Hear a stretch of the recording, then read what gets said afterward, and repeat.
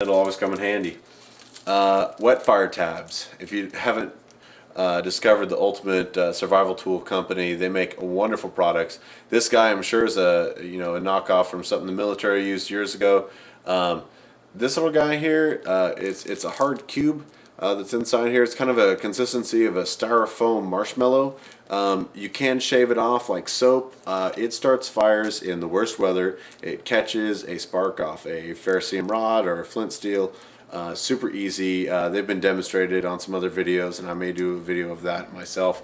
But they're a wonderful tool here in the Northwest. Some of the winter storms up here, everything is soaked, including you. And when you need a fire, that is golden. Like I said, not everything came in here. These were a couple of sample guys I got of some after bites, so when you get stung or bit, that kind of helps relieve that. A single-use packet of insect repellent.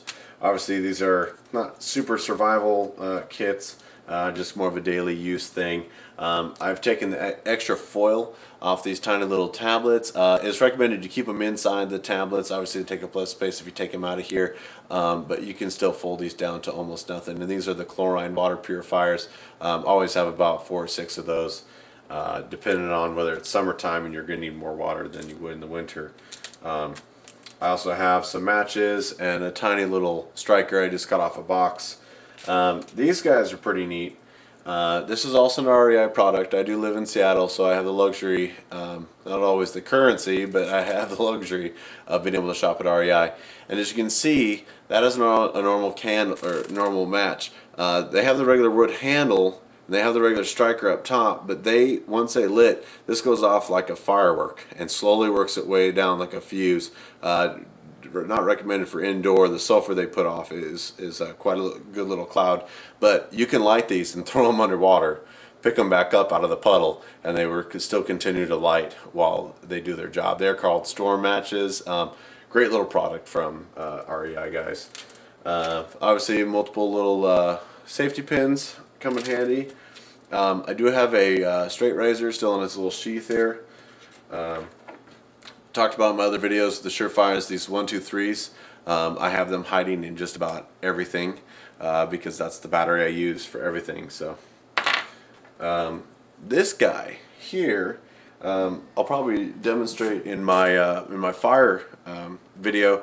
But I split it in half. This was a thicker piece, but it's a big chunk of glued together corrugated cardboard. Remember where I got them, but they are covered in wax. And once you light a corner, this whole thing will take about 5 or 10 minutes to actually light, and it's a wonderful fire starter as well. What I'm using it for is just merely a tiny little piece to wrap my just nylon kite cordage. Kite string is extremely small for its size, and this bright color in a situation where you get lost, I've got this in this stay pack just due to you can mark your way. It's got enough cordage you can build a little shelter in there. But again, it's the bright color is more of a, hey, I'm lost, let's try and scout out my way and bring myself back. Because it's not always you that's going to be using this kit, and you may not be alone as well. So little cotton balls, pretty obvious about every use about those guys. A little bit of moleskin. A few of you guys have talked about condoms.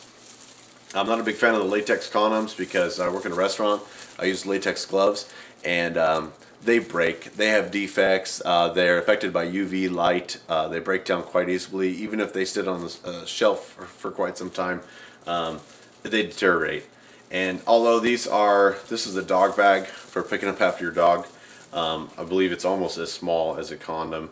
The material itself is a little bit stronger. It's basically like having a mini trash bag, and of course we all know how many 101 uses you get out of a trash bag. Now you're not going to make a shelter out of this little guy, but it has just many uses as a regular trash bag.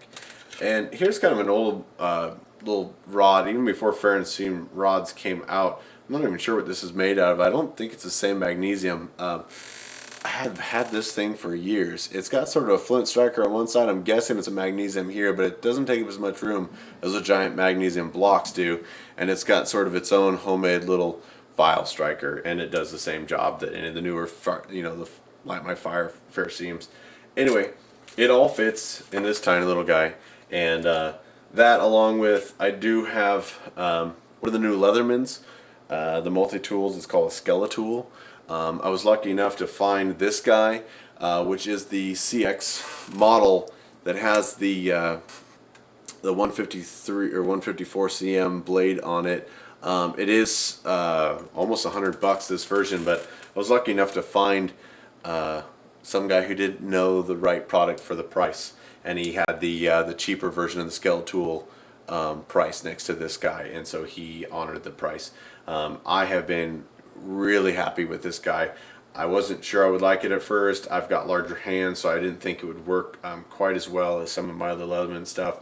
But because it's got the higher end blade, the needles are a little bit narrower, but I haven't had any situation where I haven't been able to fix anything with this guy. It does have the newer, the Leatherman bits nowadays are these super thin flat guys, and even in the like Philip said, and some of the ones where you think it wouldn't work quite as well, it works great. And my regular Leatherman has the bit holder for it, and there is a little, I'm trying to find where it is.